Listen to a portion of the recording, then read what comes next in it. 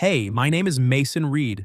I'm 27 years old and I live in a small town in Oregon that most people have never heard of. I work with wood. That's what I do. I build custom furniture, cabinets, sometimes even whole pieces for people who want something that actually lasts. My workshop sits behind the little house I bought 3 years ago after my marriage fell apart. It's quiet back there. Just the sound of the saw, the smell of sawdust, and my own thoughts. I like it that way. For a long time, I thought I was fine with being alone. I wasn't happy exactly, but I wasn't miserable either. I had a routine. Wake up early, work until my hands hurt, eat whatever I could throw together, and fall asleep with the TV on low so the silence wouldn't feel so loud. I didn't hate people, I just didn't need them anymore. Or at least, that's what I told myself. Then Emily Parker moved in next door with her 7-year-old daughter, Lily. Emily was the kind of woman who looked like she had everything under control. Tall, dark hair always pulled back, always dressed like she was ready for a meeting even when she was just taking out the trash. But if you watched her long enough, you could see the cracks. The way she checked her phone too often. The way she sometimes stood on her porch at night staring at nothing. She was holding it together, but just barely. Lily, though. Lily was different. She was all energy and questions and scraped knees. From the first week they moved in, she treated my workshop like it was some kind of wonderland. She'd stand at the fence and watch me work, asking 100 questions about what I was building and why wood smelled the way it did. I never encouraged her. I wasn't trying to be the friendly neighbor. But kids have a way of ignoring boundaries you didn't even know you were setting. We kept our distance. Emily and I would wave when we saw each other in the driveway. Sometimes we'd talk for a couple minutes about the weather or how the fence needed painting. Nothing deep, nothing real, just enough to be polite. I figured that was how it would stay. Two people living side by side, close enough to say hello, far enough that neither of us had to care. I was wrong. It was a Tuesday night in October. The kind of rain that doesn't just fall, it attacks. Wind whipping the trees, water coming down in sheets so thick you could barely see the streetlights. I was in the living room with the lights low, half watching some documentary I wasn't really paying attention to when I heard it. 3 soft knocks on the front door. I almost didn't answer. It was almost 10 o'clock, and nobody in this town knocked on doors that late unless something was wrong. But something in the sound made me get up. Maybe it was how small the knocks were, like whoever was out there didn't want to be heard but needed to be. I opened the door and looked down. Lily stood there in the rain, barefoot on my porch, wearing yellow pajamas that were already soaked through. Her dark hair was plastered to her face. Her eyes were red and swollen like she'd been crying for hours. She was shaking so hard I could see it even in the dim porch light. For a second, neither of us moved. The rain poured down behind her, loud and relentless. She looked up at me with those big, terrified eyes, and I felt something shift in my chest that I hadn't felt in years. She reached out with one small hand and grabbed 2 of my fingers. Her skin was ice cold. Then she whispered so quietly I almost didn't hear it over the storm, "I need a dad before Friday." I froze. The words didn't make sense at first. They just hung there in the air between us, heavy and wrong. Lily's lower lip trembled. She squeezed my fingers tighter like she was afraid I might disappear if she let go. "If I don't have one," she said, her voice cracking, "they're going to take me away from my mom." I stood there in the doorway, rain blowing in sideways onto my bare feet, staring at this little girl who had somehow found her way to my house in the middle of the worst storm we'd had all year. My mind was blank. I couldn't think of a single thing to say. All I could do was feel the cold of her hand in mine and the way her whole body was shaking. Behind her, the rain kept falling, hard, unforgiving, like the sky itself was angry. And for the first time in a very long time, I felt something crack open inside me. Something I had kept locked away since the day my ex-wife walked out and took the last piece of hope I had left. I looked down at Lily's small, scared face, and I knew, without knowing how or why, that nothing in my life was going to stay the same after this moment. The rain kept falling, and I stood there, holding a little girl's hand, wondering what the hell I had just stepped into. I don't know how long we stood there. It couldn't have been more than a minute or two, but it felt longer. The rain was still coming down hard, and Lily's hand was like ice in mine. She didn't cry. She just looked up at me with those wide, frightened eyes, waiting for something I didn't know how to give. Then I heard footsteps splashing through the puddles in the driveway. Emily appeared out of the dark like a ghost, wearing an oversized raincoat thrown over what looked like pajamas. Her hair was wet, her face pale with panic. She ran the last few steps and dropped to her knees in front of Lily, pulling her into a tight hug. "Lily, baby, what are you doing?" Her voice was shaking. "I told you to stay inside." Lily buried her face in her mother's shoulder but didn't let go of my fingers. Emily looked up at me and I saw the exact moment she realized how bad this looked. "I'm so sorry, Mason," she said quickly, standing up with Lily still clinging to her. "She must have slipped out when I was in the bathroom. I didn't even know she was gone until I heard the door. I'm really, really sorry." I stepped back to let them inside. The rain was blowing in and Lily was soaked to the bone. Emily hesitated for a second, then carried her daughter into my living room. I grabbed a blanket from the couch and handed it to her without a word. Emily wrapped Lily up and sat her on the edge of the couch, rubbing her arms to warm her. She kept apologizing, her voice low and frantic. But I wasn't really listening. I was watching Lily. She had stopped shaking, but her eyes were still too big for her face. She looked exhausted. After a few minutes, Emily stood up. "I should get her home. Thank you for answering the door. I know it's late." I nodded. I still hadn't said anything. My throat felt tight. Emily paused at the door, Lily half asleep against her shoulder now. She looked at me for a long moment and I saw something in her eyes I recognized. It was the same look I used to see in the mirror after my divorce. The look of someone who was running out of ways to keep everything from falling apart. "I'll come by in the morning," she said quietly. "If that's okay. I think I owe you an explanation." I nodded again. She left, and the house felt even quieter than before. I didn't sleep much that night. The next morning, Emily showed up just after 9. She had changed into jeans and a simple sweater, but she still looked tired. Lily was with her, wearing fresh clothes and carrying a small stuffed rabbit. The little girl gave me a shy smile when she saw me, like last night hadn't happened. Emily asked if we could talk. I made coffee and we sat at the small table in my kitchen. Lily wandered into the living room and started looking at the wood samples I had stacked on the coffee table. For a minute, neither of us spoke. Then Emily took a deep breath and started talking. Her ex-husband's name was Daniel Parker. He was a lawyer in Portland, successful, well-connected, and very good at getting what he wanted. They had been divorced for almost 2 years, but he had never really let go. Now he was fighting for full custody of Lily. "He's saying I can't provide a stable environment," Emily said, staring into her coffee. "That I moved her to a small town with no family support. That I don't have a steady job or a proper home life. His lawyers are painting me as unstable." She laughed, but there was no humor in it. "I work from home as a freelance graphic designer. I make enough. Lily is happy here, but apparently that's not good enough for the court." I listened without interrupting. I had learned a long time ago that sometimes people just need to say the words out loud. Emily looked up at me. Her eyes were tired but steady. "The final hearing is this Friday. If the judge decides I'm not fit, Lily could be sent to live with Daniel full-time. He's already talking about moving her to Portland, putting her in private school, the whole thing." I felt something cold settle in my stomach. "I'm not asking you to pretend to be anything," Emily said quickly. "I don't want you to lie for me. I wanted you to understand why Lily came here last night. She's scared. She heard me on the phone with my lawyer. She knows something big is happening." I looked over at Lily in the living room. She was sitting on the floor now, carefully lining up pieces of wood like she was building something. Completely absorbed, completely innocent. "What do they need to see?" I asked. Emily blinked. "What? The court? What do they need to see to believe you can give her a stable home?" She was quiet for a long time. When she finally spoke, her voice was barely above a whisper. "A family. A real one. Not just a single mom and her kid in a small house. They want to see that Lily has someone steady in her life. Someone who shows up. Someone who stays." The word "stays" hung in the air between us.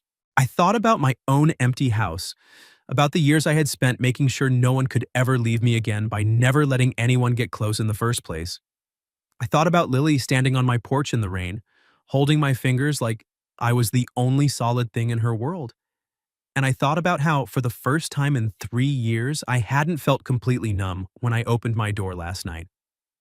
"I'll help," I said. Emily looked at me sharply. "Mason, you don't have to." "I know I don't," I cut in. "But I'm going to anyway, at least until after the hearing. I can come over for dinner a few times. Be around when the social worker shows up, whatever you need." She stared at me like she was trying to figure out if I was serious. Then she nodded slowly, and I saw her shoulders drop just a fraction, like she had been holding her breath for months. "Thank you," she said softly. I didn't answer. I just looked over at Lily again, who had started humming to herself while she played. That night after they left, I lay in bed staring at the ceiling. The rain had stopped, but the air still felt heavy. I kept thinking about what Emily had said. Someone who stays. I hadn't stayed for anyone in a long time, not since my ex-wife walked out and took every promise we had made with her. I had gotten good at leaving first, at keeping my world small and safe and empty, but Lily had shown up on my doorstep with nothing but fear and a stuffed rabbit, and something inside me had shifted. I didn't know what I was doing. I didn't know if I could actually help. I didn't even know if I was making a mistake.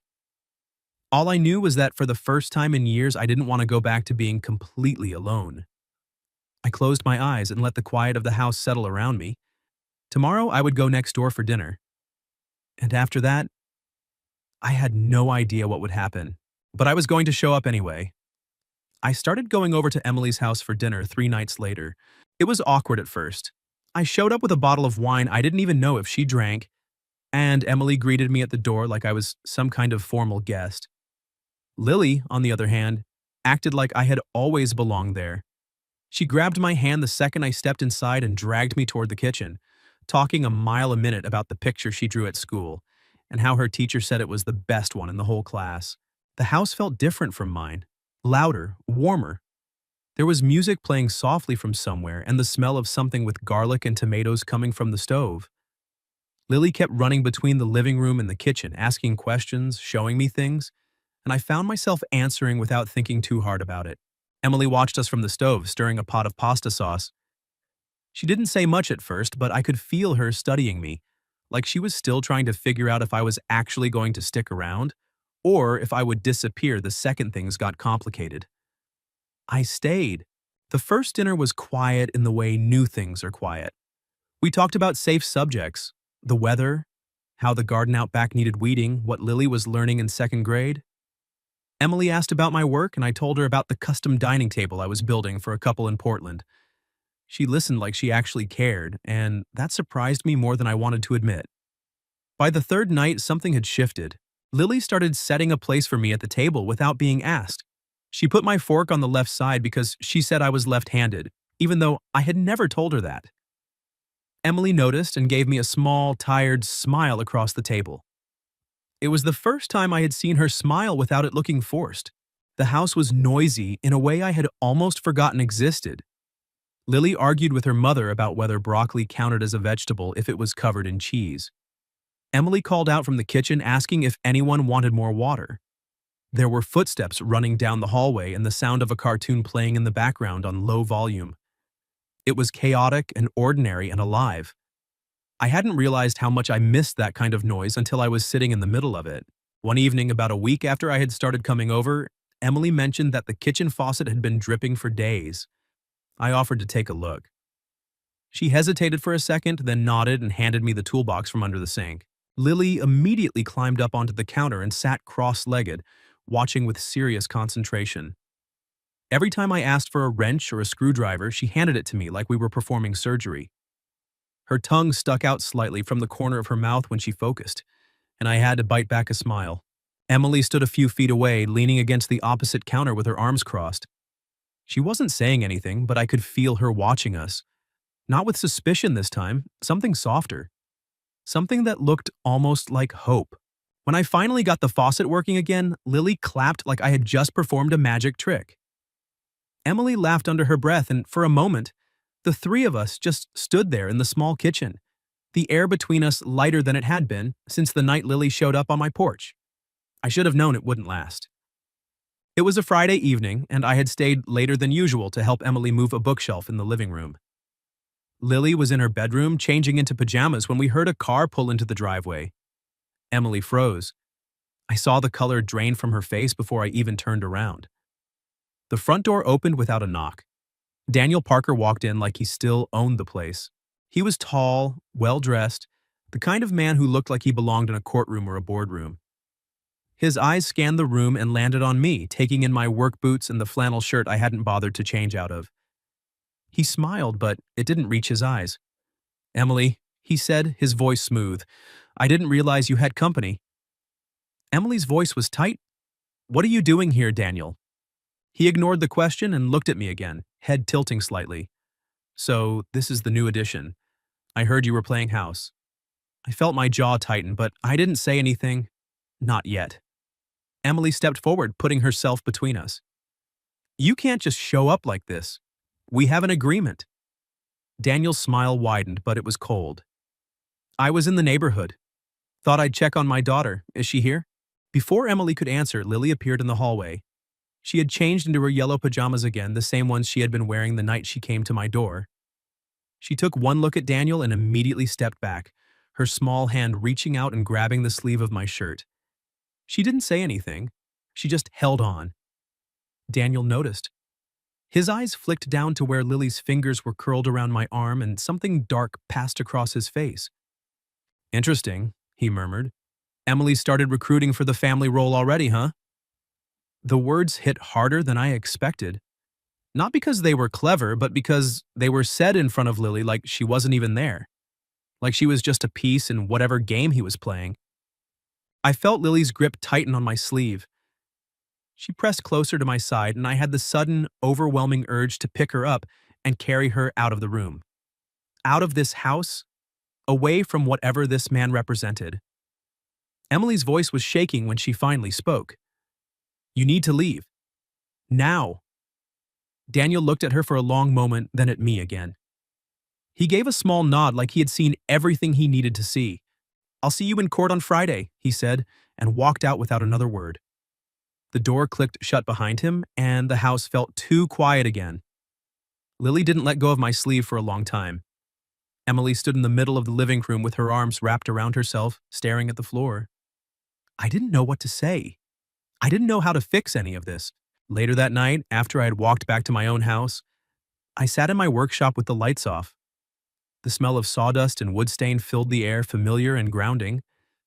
But for the first time, it didn't feel like enough. I kept thinking about the way Lily had reached for me without hesitation. About the way Emily had looked at Daniel like she was bracing for a fight she had already lost too many times. About how quiet my house felt compared to the one next door. I had told myself I was just helping until Friday. Just showing up for a few dinners, playing the part of the steady neighbor, then stepping back once the hearing was over. But something had changed tonight. I wasn't sure I could step back anymore. I ran a hand over the half-finished table in front of me and exhaled slowly. Whatever happened on Friday, I knew one thing for certain. I wasn't going to let Daniel Parker take Lily away without a fight. And I wasn't going to disappear on Emily either. Not this time. 2 days before the hearing, everything started to fall apart. I found out through Emily's lawyer. Daniel's team had done their homework. They had pulled my divorce records, talked to people who barely knew me, and painted a picture of a man who had fallen apart after his marriage ended. A man who had spent almost a year barely leaving his house. A man who was, in their words, emotionally unstable. They used it to argue that Emily was putting her daughter in a dangerous environment by living next to someone like me. I didn't go over for dinner that night.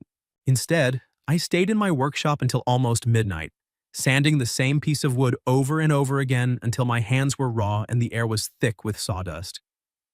I didn't want to see the look on Emily's face when she found out. I didn't want to see the doubt that would probably be there now. I had told myself from the beginning that I was just helping until Friday, that I wasn't really part of this. But now my past was being used as a weapon against the one person who had started to make me feel like maybe I could be something more than alone. I was still there when I heard the side door open. Emily stepped inside quietly, closing the door behind her. She didn't turn on the overhead light. She just stood there for a moment, letting her eyes adjust to the dim glow of the single lamp I had on. Then she walked over and sat down on the old wooden stool across from me without saying a word. I kept sanding. My hands were shaking slightly, but I didn't stop. She didn't ask if I was okay. She didn't say the things people usually say when they think someone is falling apart. She just sat there, watching me work, until I finally put the sandpaper down and looked at her. I didn't know they would do that, she said quietly. Her voice was steady, but I could hear the exhaustion underneath. I'm sorry, Mason, you didn't sign up for any of this. I shook my head. It's not your fault. We were quiet for a long time. The only sounds were the occasional creak of the old building and the distant hum of the refrigerator in the corner. Then Emily started talking. She told me about the early years of her marriage. How Daniel had been charming at first, attentive, the kind of man who made her feel like she was the center of his world. How slowly, over time, that charm had turned into control. How he had made her question every decision she made, every friend she kept, every part of herself that didn't fit into the life he wanted. I spent years believing I wasn't good enough, she said, staring at her hands. That if I just tried harder, if I was quieter, if I smiled more, maybe he would stop looking at me like I was a disappointment. I thought it was my fault when he started staying out late, when he stopped touching me, when he started telling me I was lucky he stayed at all. She laughed softly, but it was bitter. I actually believed him. For a long time, I really did. I listened without interrupting. I knew what it felt like to carry shame that didn't belong to you. I knew what it felt like to let someone else's voice become louder than your own. Emily looked up at me then, and her eyes were clear. Tired, but clear. I don't think that anymore, she said, but I'm still scared. Every single day.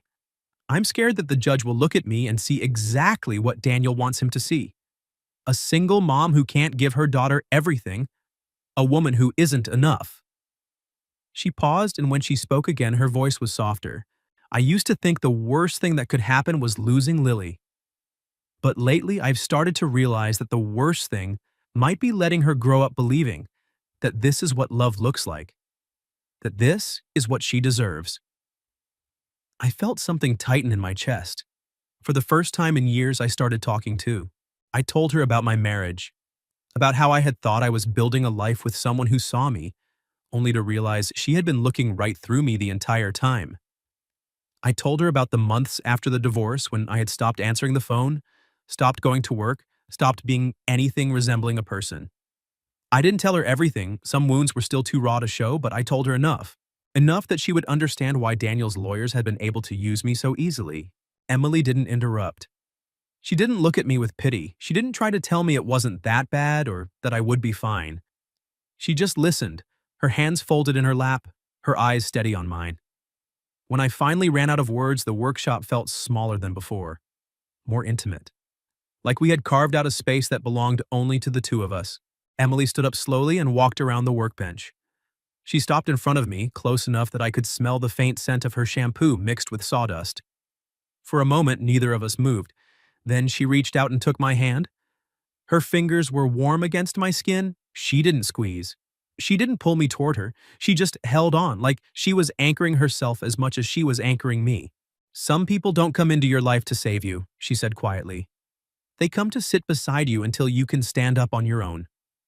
I looked down at our hands, at the way her fingers fit between mine like they had always been meant to be there. I thought about how long it had been since anyone had touched me without expecting something in return. I thought about Lily's small hand grabbing my sleeve 2 nights ago and how natural it had felt to stand between her and the man who wanted to take her away. I thought about the empty house waiting for me next door, and how, for the first time in 3 years, I didn't want to go back to it. Emily's voice was barely above a whisper when she spoke again. I don't know what's going to happen on Friday, Mason.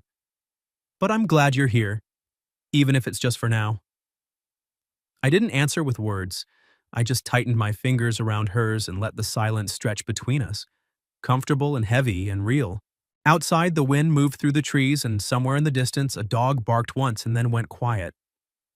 Inside the workshop, the two of us stood together in the dim light, holding on to something neither of us had expected to find.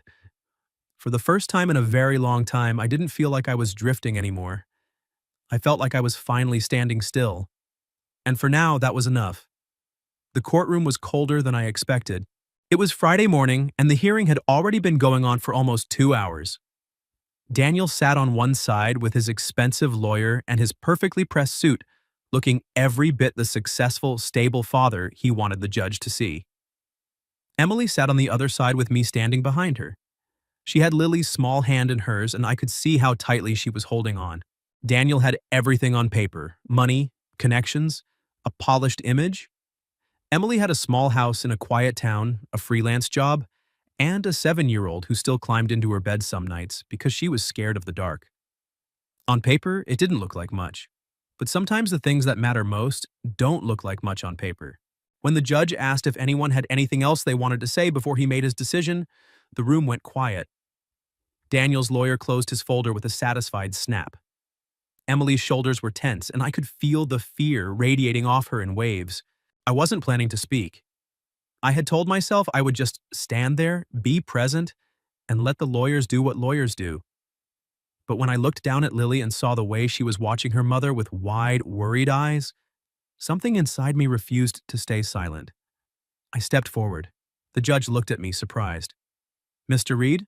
I cleared my throat. My hands were shaking, but I kept my voice steady. I wasn't good at speeches. I never had been. But I knew how to speak the truth when it mattered. "I'm not Lily's father," I started. "Not biologically, not legally. I'm just the guy who lives next door, the one who fixes things when they break and sometimes stays for dinner." I glanced at Lily. She was staring at me now, her small face serious. "I know I don't look like much compared to what Mr. Parker can offer," I continued. "I don't have a big house or a fancy job or a long list of accomplishments. What I do have is time and attention, and the kind of quiet that lets a kid know they're safe." The judge was watching me carefully. Daniel's face had gone still. "Lily hates pink marshmallows," I said. "She cries during movies about animals getting hurt, even the cartoon ones. When she's worried, she tells herself stories out loud in her room so she won't feel so alone. And every single time she gets scared, the first person she runs to is her mom." I looked directly at Emily then. Her eyes were shining, but she didn't look away. "I don't know what the legal definition of a family is," I said. "I'm not a lawyer. I don't have the right words for this. But I know what safety looks like on a child's face. I know what it sounds like when a little girl stops holding her breath because she finally believes someone is going to stay. And I know that Emily Parker gives that to her daughter every single day, even when she's terrified she's not enough." The courtroom was completely silent. I took a breath and finished. "Lily doesn't need a bigger house or more money. She needs her mom. And she needs to know that the people who love her aren't going to disappear when things get hard. That's what Emily has given her. That's what she deserves to keep." I stepped back. My heart was pounding so hard I could hear it in my ears. For the first time since the hearing started, Daniel looked unsure. The judge took a long moment before he spoke. When he finally did, his voice was calm and clear. "Custody is awarded to the mother," he said. "Full custody, with reasonable visitation rights for the father." Emily made a sound I had never heard before, somewhere between a sob and a laugh. Lily turned and threw herself into her mother's arms, crying so hard her whole body shook. Emily held her tightly, rocking her gently, whispering words I couldn't hear over the noise in the room. I stood there watching them, feeling something I hadn't let myself feel in years. Relief. And something deeper. Something that felt dangerously close to hope. Later, after the papers were signed and the courtroom had emptied, we stood outside in the weak autumn sunlight. Lily had finally stopped crying, but she was still holding onto Emily's hand like she was afraid to let go. She looked up at me with those big eyes that had started everything. "Uncle Mason?" she said quietly. I crouched down so we were eye level. "Yeah, kiddo?" She hesitated, then asked in the smallest voice I had ever heard from her, "Can I call you Dad? For real this time. Not pretend?" The question hit me harder than anything Daniel's lawyers had thrown at me all morning. I felt my throat close up. For a second, I couldn't speak. Emily was watching us, her hand resting lightly on Lily's shoulder. She didn't push. She didn't answer for me, she just waited. I looked at this little girl who had shown up on my porch in the middle of a storm and somehow changed everything. I thought about the empty house I used to go home to every night. I thought about the way the three of us had started to feel like something real. I reached out and tucked a strand of hair behind her ear. Yeah, I said, my voice rough. Yeah, you can, if that's what you want. Lily's face broke into the biggest smile I had ever seen on her. She launched herself at me, wrapping her small arms around my neck so tightly I almost lost my balance. I hugged her back, closing my eyes against the sudden burn behind them. I want that, she whispered against my shoulder. I really want that. 1 year later, the house next door wasn't quiet anymore. I stood on the front porch on a cool October afternoon, hammering the last nail into a new wooden sign I had made. It read, "The Reed Parker House," in simple, clean letters. Nothing fancy, just true. Emily came out carrying 2 mugs of coffee. She handed one to me and leaned against the railing, watching Lily chase a butterfly around the front yard in her yellow rain boots. The leaves were starting to turn and the air smelled like wood smoke and fallen apples. She's going to want you to push her on the swing later, Emily said, smiling softly. I know, I answered. I already promised. We stood there in comfortable silence for a while, the way we had learned to do. No need to fill every space with words, just presence. Just the steady rhythm of a life we had built together, one dinner and one late-night conversation at a time. Lily ran over and wrapped her arms around my leg, out of breath and laughing. Dad, come play! I set my coffee down and let her pull me toward the yard. Emily watched us go, and when I glanced back, she was smiling in that quiet way she had when she thought no one was looking. I had spent so many years believing that the best I could hope for was to be left alone. That safety meant keeping the world at arm's length. But Lily had knocked on my door in the middle of a storm, and Emily had shown me what it meant to stay even when things got hard. This wasn't the life I had planned. It was better. As Lily tugged me toward the swing set, I looked back at the house, our house, with its warm lights glowing in the windows and the new sign hanging proudly above the door. For the first time in a very long time, I felt like I was finally home.